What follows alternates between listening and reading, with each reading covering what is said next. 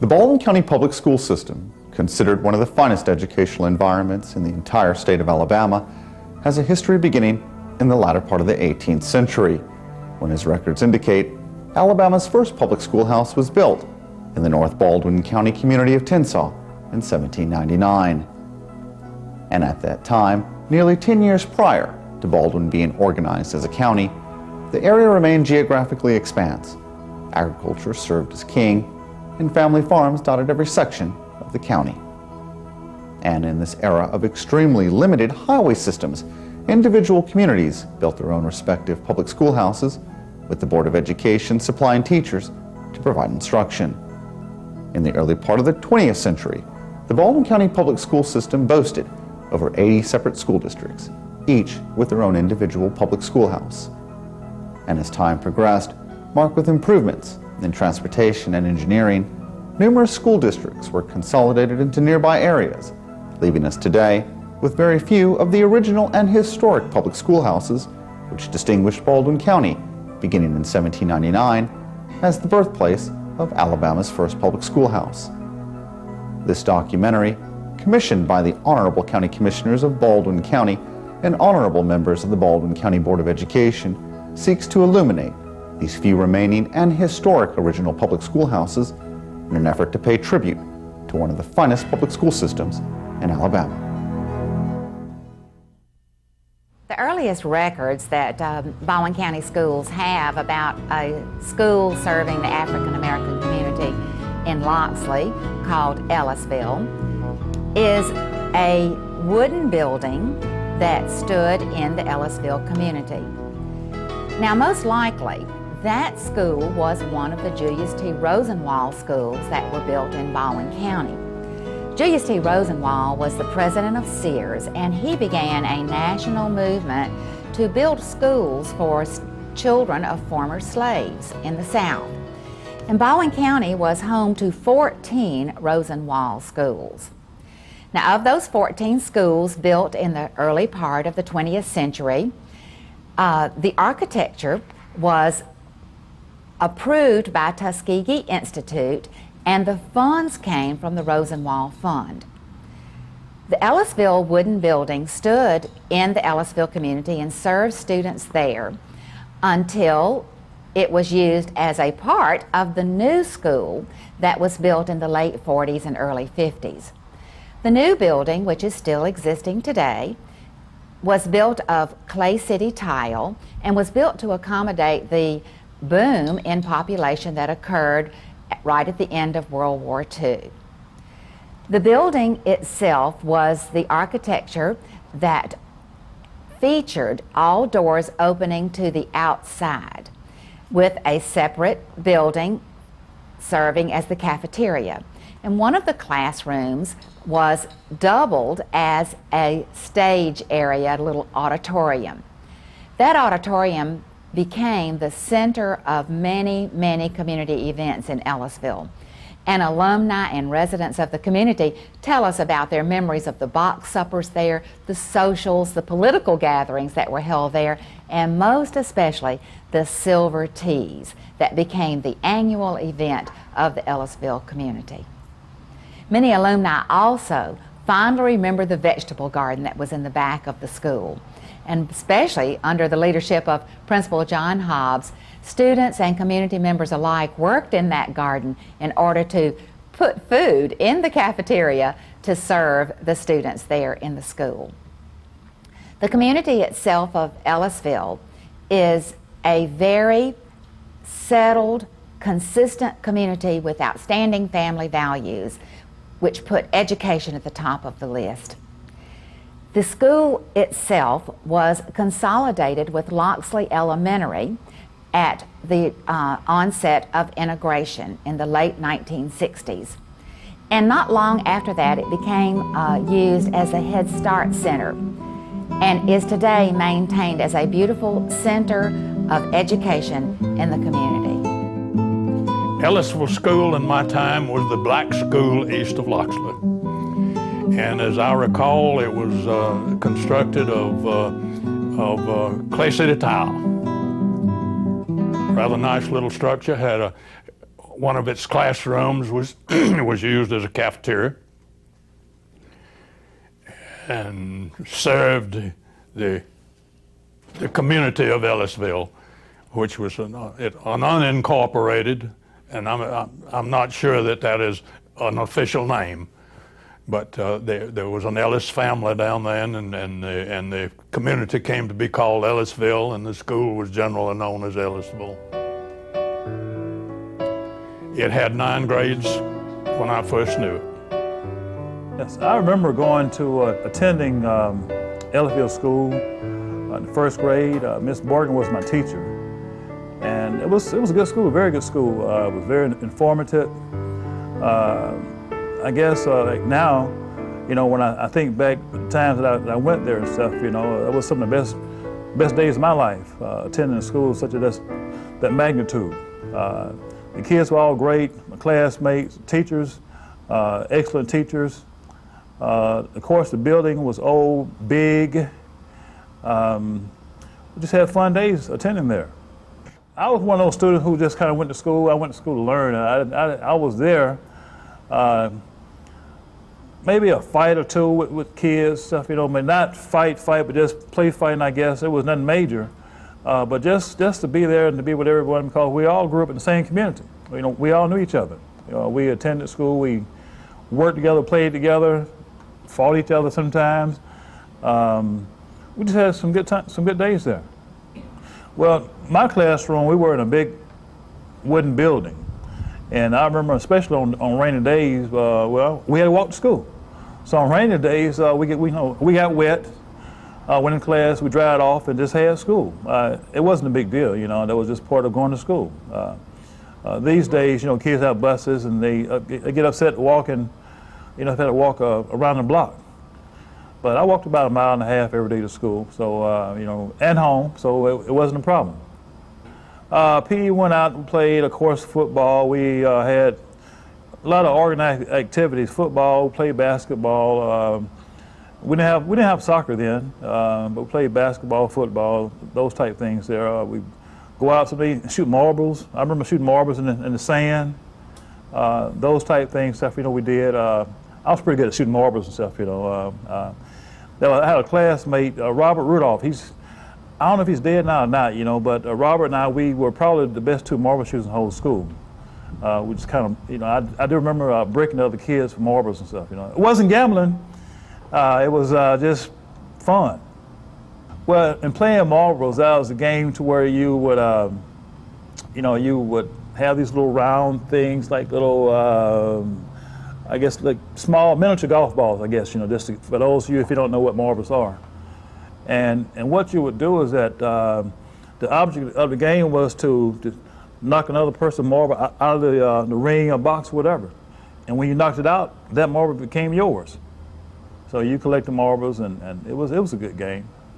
I didn't play jacks. Most of the girls played jacks. You know, you would see the girls playing jacks at lunchtime, PE, those type things. I came in as a substitute for Mrs. Mary Jane Allen, who was on maternity leave. And I worked with 1st and 2nd grades. And of course that was a good experience. You had babies, so to speak. And then you always had parents who cared. And they were very interested in what their children were doing and how they were progressing and what have you. And they were always coming to visit occasionally whenever they weren't working. And they would come by sometime and bring little goodies for them and for their teachers. And after that time, I was carried on to another school. And then I came back here and worked for a while with my, had 3 daughters, and one was in school at Daphne, and the twins were much younger, and they stayed right in the community up there with one of the Cohens, who was a relative of the Ellis. And they would be there with him until I got ready to go home in the afternoons. But then this was a community-oriented place, and the church and the school worked hand in hand trying to do things. They would have what they would call silver tea to raise funds to get supplies and things that they thought that we needed.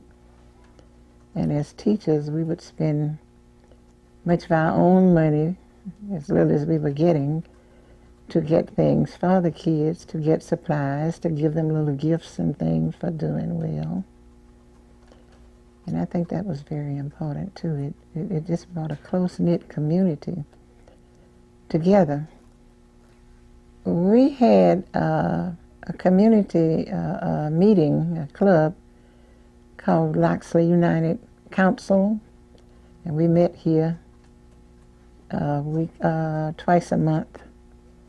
We had all type of little activities over here, and they had little style shows and what have you, talent shows and all. And they had, sometimes they'd have what they call social things like box suppers, and they would come over some Saturdays and they would have an all-day field day or whatever, and they would sell stuff like fish sandwiches and plates of food and whatever. That was also something that was done in connection with the church that was right next door. The silver teas were usually done in connection with the church as well. You go into that main auditorium and have one long table down the center. They put the tables together and they would have these decorative cloths on them, and they would have chairs over near the wall, and they would have a small program or a short program welcoming people in, and people from everywhere would come. A lot of if it was a year for election, the politicians would be here and they would speak, and they would leave their little donations and what have you. And different persons were called hostesses, and they would work to try to outdo the other one, raising finances. And it was always a great experience. I mean, people just like to have something to go to, you know, to do something with their time, because there's not a lot of things to do around here. Children here at this school went through grades, well, they had what they call primer, and that was the one, I guess, that you would call preschool now, but you had primer, and they would go through from primer through grade 7, and then they were transferred to Daphne, to Baldwin County Training School. And that's where we would come in contact with all of these folk from Loxley after that. We look forward to it every year. But we always looked forward to having them join us too. I think they were glad to get there as well. Life in the old school was fine. Everybody seemed to care for each other, and if there was a problem, everyone seemed like they would become involved in trying to solve it or whatever. We've had very few fights, because kids then knew that if parents found out something that they had done at school, they were going to get punished for it too when they get home. So things were pretty well in control. It was nice. And occasionally, when after a recess, kids may come in for maybe 5 or 10 minutes, and they would just kind of put their head down on the desk and kind of relax. And then get up, somebody would say, "It's time for us to get up, we got to do something." So it was really a nice thing. It really was. John Hobbes was a most remarkable man. He left home with absolutely nothing and went to Tuskegee and vowed not to come home until he had an education. And that happened. He simply left home and never came back until he had an education. And he came back and he used it for the people in his community. John had a short life, and his life was cut short with a health problem. And we lost a valuable person to Baldwin County education when John died.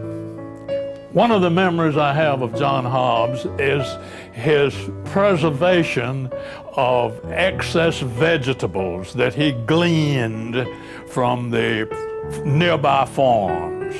He did it for his school, and he did it personally. He went into the fields and he pulled up the turnips, and he personally cut them up in little pieces and stuffed them in big plastic bags and put them in deep freezers in his school cafeteria, and made a tremendous food contribution to the kids of his community. John Hobbes didn't have a lazy bone in his body. He worked when other people were sleeping. Oh, I remember an occasion when somebody kicked in a screen door one night, screen door to the cafeteria. He was inebriated, he was a member of the community, but worse than that, he was a school bus driver. And I felt under the circumstances that I had to fire him. And John Hobbes said, "Leave it to me, I'll take care of it." And he took care of it. The man was fired. I didn't have to handle it. As a second grade teacher of the former Ellisville Elementary School, it was short and pleasant. I met a lot of the parents and of the students. The students were precious. They were sweet, they were loving, caring, and eager to learn. It was easy to work with them because they were willing to work in any capacity that came before them. As the second grade, I had to teach a lot, and they were happy to accept whatever I tried to do for them. Some of the children that I taught are presently serving in the Baldwin County school system now. From the classes that I have had in the Ellisville School have gone on to be nurses. There are even some politicians, musicians. What else they did? Ministers, and practically every walk of life you can find a student from Loxley, from Ellisville Elementary School. I went to the hospital 2 days ago, and I met a former student there whom I never would have known. She said, "I remember you." And I said, "Oh." And she told me her name, and I was glad to know that one of my students would be a nurse at the Thomas Hospital, even at today. The cafeteria was a pleasant place for the student. We served at once. My husband, who's John Hobbes, was the principal. As a matter of fact, this was my first teaching position, and he was my husband was my first principal. So you can imagine what I had to go through then. He was a type of principal that had the children at heart. Everything he did was considered centered around the development and the welfare of the student. And I try to follow that lead in my working with the student at Ellisville. Even today, I see them and I have forgotten their names and all, but they remember me.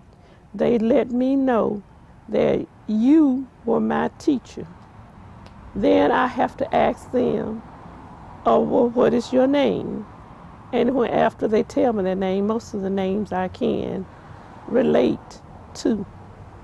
But it was a pleasant stay there at Ellisville, even though it wasn't that long.